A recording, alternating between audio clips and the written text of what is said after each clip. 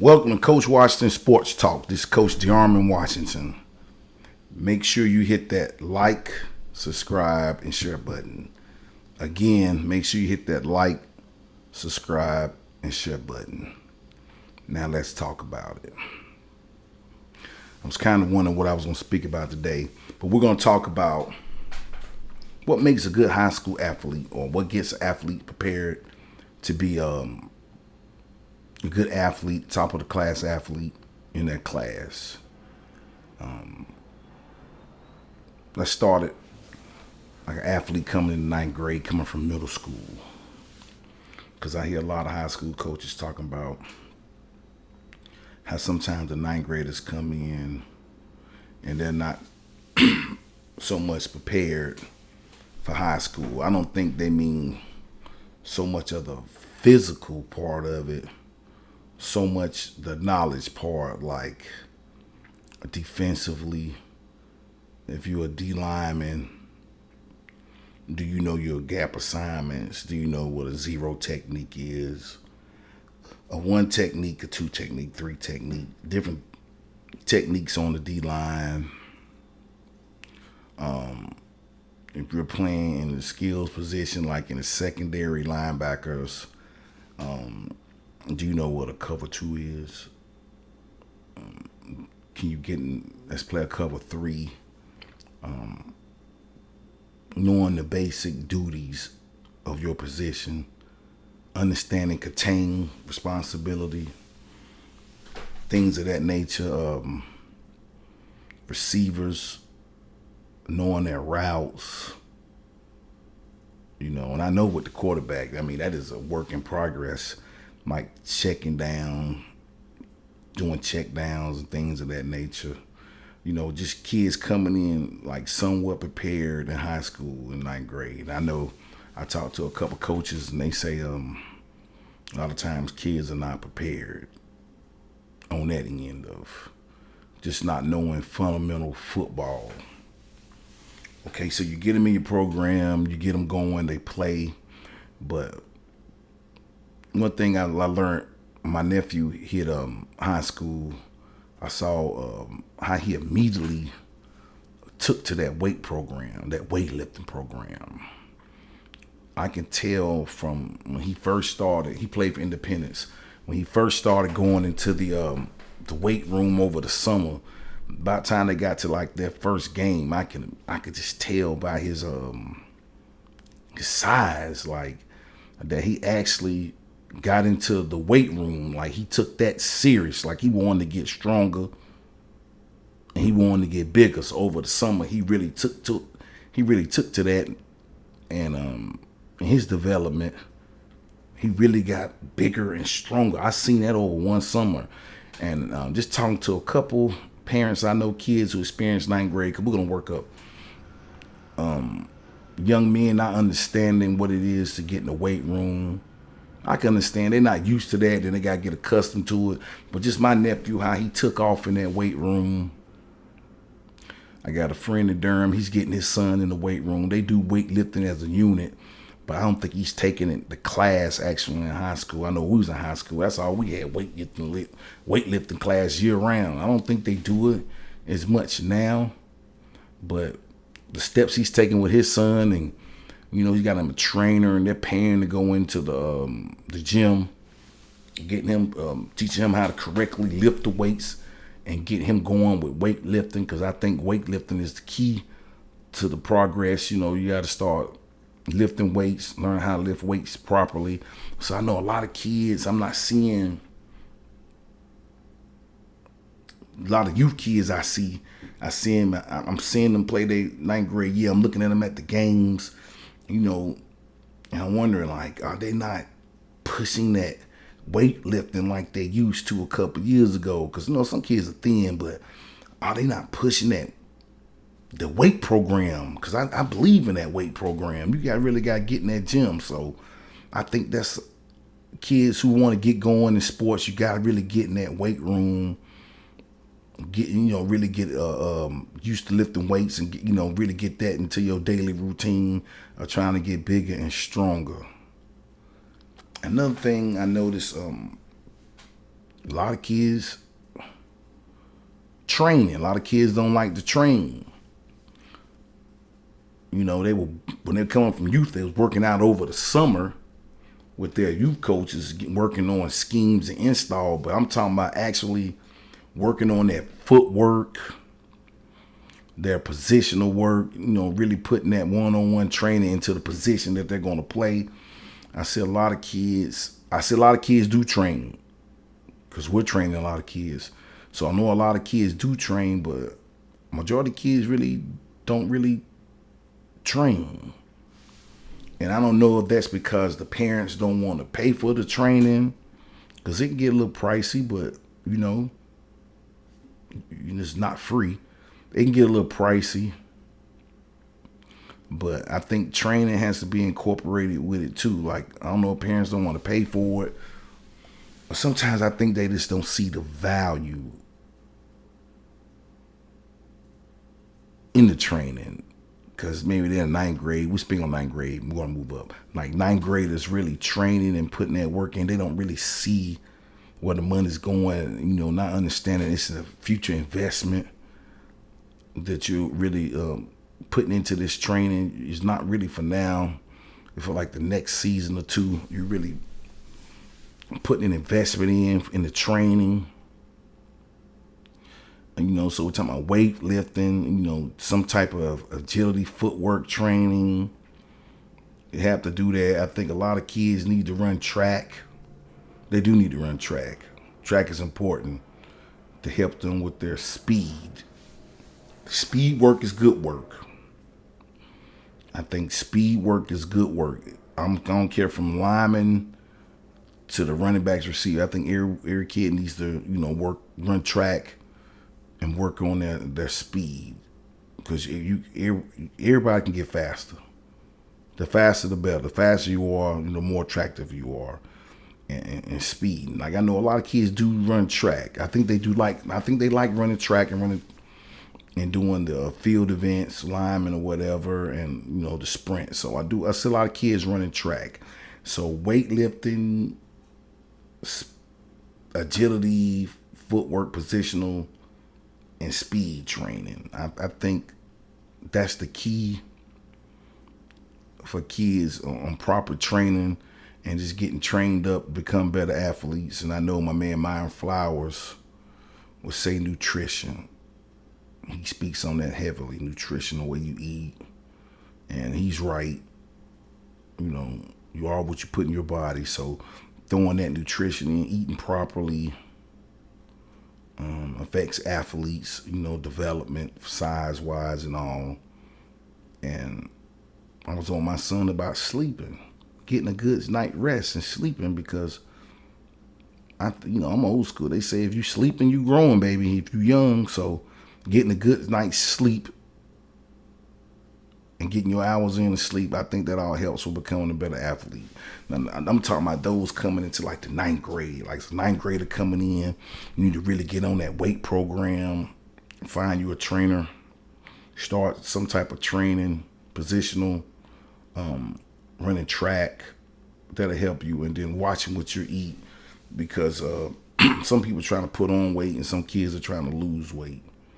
But after that ninth grade year, you get into the program, you get situated, you get going. What are you going to do as a 10th grader? You know, the 10th grade year I think is important too, because now you got that year up under your belt, maybe on JV, so you're probably going to come back maybe another year on JV, which nothing wrong with that, 10th grader. You get more playing time, you're getting taller, you're getting bigger. Now you in that weight room. You've been in that weight room now 2 years. So after that, you know, you've been in that weight program 2 years, so you really understand getting your body in shape and getting going. And just getting yourself prepared to be a better football player, whatever athlete you're trying to be, just become a better athlete. You know, you're getting into your 10th grade year. What are you doing your 10th grade year? I mean, because your 9th grade year, you're just starting off with the programs. 10th grade year, you becoming a little bit more serious about your work you're putting in the gym and with your training and with track. And then after, when you get in that 10th grade year, you need to start doing things like attending camps, becoming a better trained athlete, attending camps. How many camps are you attending? What camps are you attending? Why are you attending the camp? What are you trying to get out of camps? Besides the scholarships, because you can get a lot out of camps. All this ties into becoming a better trained athlete. What are you going to camps for?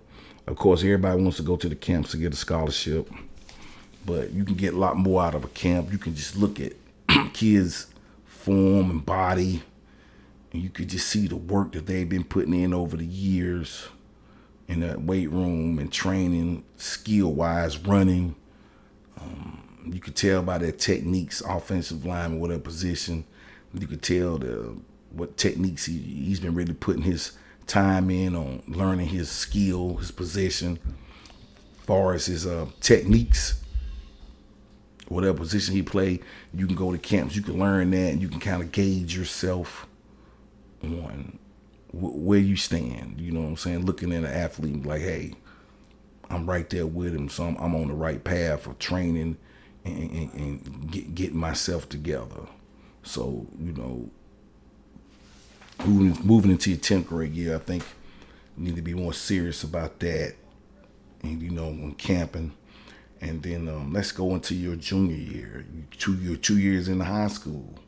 Your junior years, I think, is one of your most important years, because that's the year you putting yourself on the map. Like, I'm here. I'm doing it. I'm here. Look at me. I'm putting up big numbers. I'm starting. Whether you're backing up, you're playing now. You're on the varsity level. You're putting in that work because you only got 1 year left. So, your junior year is your best year. That's the year you're shining. You putting it down so everybody to see, hey, I'm here. I got 1 more year. You putting yourself on the map, making sure you're known who you are your junior year. But by the time you get into your junior year now, you should be truly working out on a regular basis. I'm talking about with the weights. I know school offer weightlifting classes, but by then you should be like truly working out, like really putting it in, like outside of the school. Like in one school in particular down here, like Mallard Creek, I know they had, I don't know if it was a kid or one of the parents, like on the weekends, during a weekday in the summer. I think Mountain Island does it too. They go over there, man, and they are seriously putting that working in. I think the guy has the weights inside the garage. They got like a gym. Man, I seen a video. They are over there putting that work in weekly. This is like what they're doing in the summer. They're putting that work in like weekly over there in that weight room. And and that by the time you get to 11th grade, that's where you should be. Nobody should be trying to wake you up, tell you to go start working out, to put the work in. You should be doing that on your own. 11th grade, you should be deep into that weight room. You should be training in your off time. You should be working out and training and really getting it in. And if you don't have trainers, I think everybody needs to get a positional coach, somebody to help them take it to that next level. I do think kids need to get positional coach. You should have some type of positional trainer helping you with your position to make sure you're hitting it on all cylinders. And I'm in Charlotte. Like in Charlotte, I'm gonna use these two schools in particular because I know I've seen it with my own eyes what these kids are doing to get better with their time and training. I'm gonna use Independence High School and Butler High School. They're right down the street, a couple miles from each other. But all these kids in the Matthews area, I've seen it. 2 different high schools. They're in the same conference, play each other. It's a big game. But all those kids in youth, they played on the same teams. They kind of split in middle school. And some of them got back together in high school. Well, you got 2 high schools in Mint Hill area. And man, they in the summertime, I seen in the summertime, they are working out together, throwing each other the ball, running routes, doing their own 7-on-7, 1-on-1s. If you were to see it, you would think this is one football team one school. In actuality, it's two different teams. The kids already know each other. They're friends off the field. They're friends. But in the summertime, they are putting in that work together. They are helping each other get better. Because at the end of the day, they all friends. They want they want the best for each other. I seen that one time, something similar to that. One time when I was in Durham at North Carolina Central, I remember one summer, our football players were going over there to Chapel Hill, kind of like hanging out and working out with those guys. I can't remember what summer it was, what year, but we were going over there playing. They were playing 7-on-7. I was in summer school, so I was just tagging along, going over there. We did this like for the whole summer. Them were like some intense workouts, 7-on-7 scrimmages we were doing over there. And then that was one of the best seasons Central's ever had because they worked out with Chapel Hill that summer. It was intense. It was intense the whole time. It was good work. You know, they were doing this on their own. I don't think any coaches knew about this. We were driving up to Chapel Hill and going against those guys like in 7-on-7, and that shit was chippy, but it was good work for our guys because, you know, it's Chapel Hill. I think at the time we were D2. They D1 and we were D2. And we spent the whole summer, you know, going up against those guys, and I think we had a great season the next year, man. So I know that type of work helps. But back to Butler Independence, the work that these young kids be putting in with each other, going to the players' homes or somebody that's close to the staff, if they not at school, they're in the garage working out, putting that good weight training in. Then they turn around on their own, working on their own skill sets out there, doing individual workouts. It's not just 7-on-7. They're going through drills. They're skilling and drilling together. Skilling and drilling, throwing the ball, working on routes, working on coverages, and then they turn around and they do like these little 7-on-7 battles. But they do this all summer. They've been doing it for years, and look what it turned out. Independence lost in the semifinals. And then I think Butler lost in the quarterfinals to Independence. So just to see that work that these kids be putting in to get better. This is the work you have to put in to get better if you're going to be a high school athlete. You have to put in some type of work outside of school. You just can't work out in the school, in the weight room, and just do all your work out of school. And in the off season, summertime, you're not doing anything. You're not going to get better. You're not going to become a better player. You're just going to get stagnant. And I think a lot of kids do that. They want to be good. I don't think they know how to be good. You have to put in work. You have to get in that weight room, get you a trainer. Like I said before, get on the track team if you can. Run some track and develop your skills. And you have to get with like-minded players and work out with these people like all summer. It really becomes a lifestyle. It really becomes a lifestyle of working out, getting in there without your parents having to say, "Hey, you gonna work out today? You gonna go train today? You gonna get up and go work out?" It becomes a lifestyle, and that's what it takes to become a college athlete. It's a lifestyle. I don't think a lot of kids don't get that. They just think they can just go play on the field and it's just the field. They make a couple plays and that's it, but it's a lifestyle, because when you get to college, it is truly a lifestyle. You're doing it because you like it and you love it. Because if you don't like it and love it that much, you won't be able to do it in college, because if you hadn't set yourself up for the lifestyle and it only gets worse in college, then you're not going to make it. So we address coming in your 9th, 10th grade year, and your 11th grade year. Your 11th grade year, you're working hard, you're training, you're going to camps now, specific camps, because you're looking at schools you want to go to. And you're going to those schools, you're working out for those coaches, trying to get on their recruiting board, trying to get that coach to check you out, look at you. And then we move on into your senior year, which is it. There's nothing else really to do your senior year but just go ball. because all the work you put in these last three years should show in that fourth year. You should be at the top of your game balling. Your body should look great. You should have been working out all this time, working out. You've been doing your personal trainer, so now you should be the cream of the crop. I'm not saying, kids still need work, but on this level, you should be the cream of the crop on your level. Your play should look great. You should look like you put that work in on and off the field. It'll show. The work is going to show for itself. If you've been in that weight room, if you've been skilling and drilling, training properly, if you've been running track, that's going to show with your speed. Your speed should increase. All those things are needed in place to become a top tier athlete in high school. And not only the workouts, but the grades, man. Nowadays, you need to be like a 3.3, 3.5 student athlete.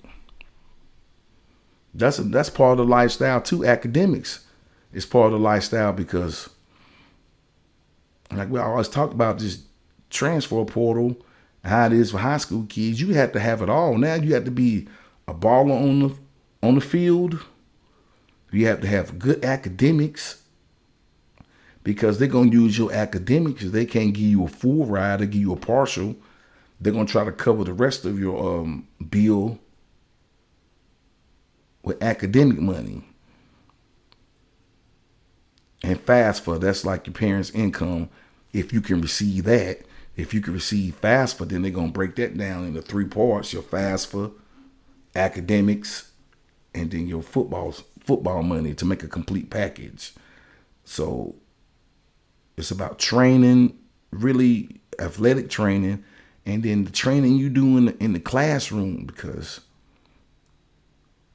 you can't be a dummy nowadays. That shit don't work. You're not going to get offered if your training in the classroom ain't up to par. If you ain't got that 3 something grade point average, because they need that to help lower your bill, because they're giving scholarship money off your academics so they can make your package complete and bring you in. If you a senior, your senior year, you shouldn't be doing too much work. You should be cruising through, knocking out maybe 1 or 2 classes, keeping that GPA up. You should be in top tier form. Top tier. I'm talking about your senior year in high school compared to the other seniors around you in your class, your peers. You should be in top tier form. You should look the part because you've been working out 3-4 years in that weight room. You've been with a positional coach helping you, and your own positional coach at your school helping you get better, improving on your positional, how you play your position. You've been running track, working with a speed coach. You should be that much faster, a little faster. You've been camping, visiting camps, comparing yourself to other athletes, taking the information back and improving yourself on how you rank yourself, or how you look, comparing yourself to other athletes at these camps, trying to get seen, and then having your grades together. Having your grades together to become that top tier athlete, because you have to have all those things together to become that top tier athlete. Because it ain't always about the physical, about the mental too. Become that top tier athlete, you got to be in that weight room. A lifestyle. You have to get this in your head, a lifestyle. I'm a partner in Durham. He's trying to get his son into the lifestyle. He wants to work out. He's getting it now. Hell, my son is in the 6th grade. He's getting it. He's getting the lifestyle. He's starting to understand what it takes. He doesn't have a problem on working out. We got to work on his academics. He's not a dumb kid, but staying consistent with the lifestyle and academics too. He's learning that. Staying consistent with the academic lifestyle. What it's going to take to stay eligible. Having an understanding of your GPA. What gives you the higher GPA? Why you don't want C's? So he's in the 6th grade and he's understanding that. And I think a lot of parents, you got to really get involved with your kids, man. You got to invest. You got to spend that money. Everything's not going to be free nowadays. Free don't hold no value. I always say that. So parents now, you're going to have to really understand. You're going to have to spend some money to get your kids trained up in the weight room, positional. You get them on the track team. A good track coach can help them. That's with the school. You can, you might not have to pay for that. And then you really got to get these kids understanding their academics. That's part of the training too. Having good grades, being a complete athlete. And you have to take all of that and put that on the field of play to get better. Like I said, you came in from middle school. Like I said, a lot of high school coaches say a lot of middle school kids come in, they don't understand the fundamentals. So they got to build them up on the fundamentals. They're not used to lifting weights, really training and proper training and getting better. So it's a lot to becoming a high school and training and becoming a top tier athlete. And then you can't complain about like equipment because you always could go to different little stores and find workout equipment. I'm the king of it. Medicine balls, battle ropes, slam balls. You can go to a lot of little stores around here and find that stuff for dirt cheap where you really could just work out in your garage with a curl bar. You don't need much starting off. Resistance bands, they sell them everywhere now. Getting your band work in. So there's a lot of places you can go to get your equipment to work out to get it going. But a lot of parents need to really start investing in their kids and understanding what it takes to become a top tier athlete. That is not just about on the field. It's what you're doing off the field when no one's looking, with your body staying in shape, eating right, sleeping, really sleeping and so you can grow and get yourself together. What's the other thing my man was talking about? Like rehab your body, getting your body in shape after injury, rehabbing your body, taking care of your body after the games, icing yourself down, and stretching. These are all the things you got to put in place to become a top tier athlete, because most athletes are going to handle the business on the field. I think playing the game is the easy part. I think that's the most easiest part to come to. It's the stuff that most people, the stuff they don't see. I think that's the hardest, is putting in that work behind the scenes. I think that's the hardest part of becoming a top tier athlete, and with all the training and everything. And make sure when you training too, you getting something out the training. Because I seen a lot of trainers, they just, I'm not going to say all, but it's some, they just going to take your money. A good trainer, if you ain't cutting and doing what you're supposed to do, he's going to be like, hey, man, you can move on. I don't heard trainers say it. They don't gave kids their money back, parents their money back, because they didn't want to just take the people money because the kids wasn't into it.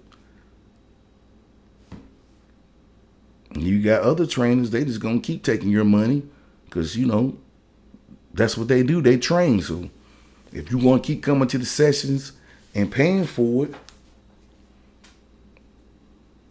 they going to take your money. I witnessed that myself with some of my sons training. I had to think to myself, well, he's getting the training, but I just feel like they just taking the money. Like, they're good people. So I'm not saying anything bad about that, but I had to realize that myself. I'm like, we're going to cut back on that training. We're going to cut back because we're getting the training, but there was some other pieces of it, I ain't going to speak on that I felt like we could have got a little bit more out of that. I'm like, I just felt like they were just taking the money when we showed up. It was just more of a, let me get the money for this kid, train him and get going.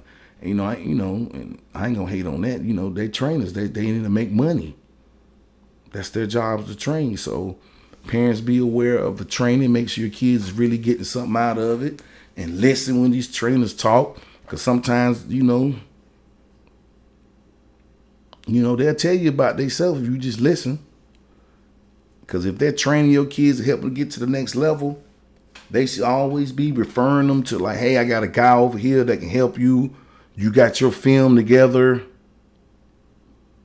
I got a recruiter that can help, because we all in the same business together. So it shouldn't just be all training, especially when you get to being in 12th grade, 11th, 12th grade.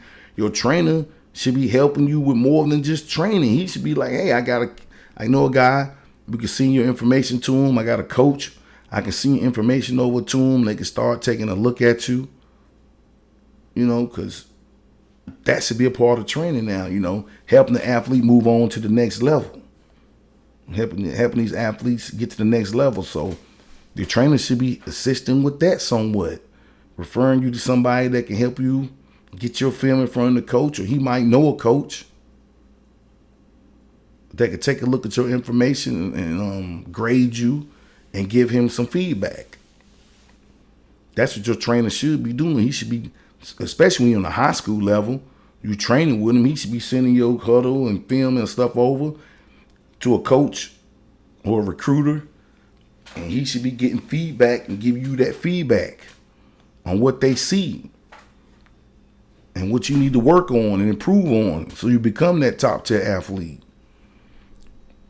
So these are the things I see when you get into high school. What helps you become a better athlete. Everybody got to get in on it. Parents, the kids, and everything. And then parents, you can't want it more than your kids. You can't be still on his ass or her ass 11th, 12th grade about getting up, let's go work out. If you got to do that, then they really don't want it. You see the potential in them when they seeing themselves.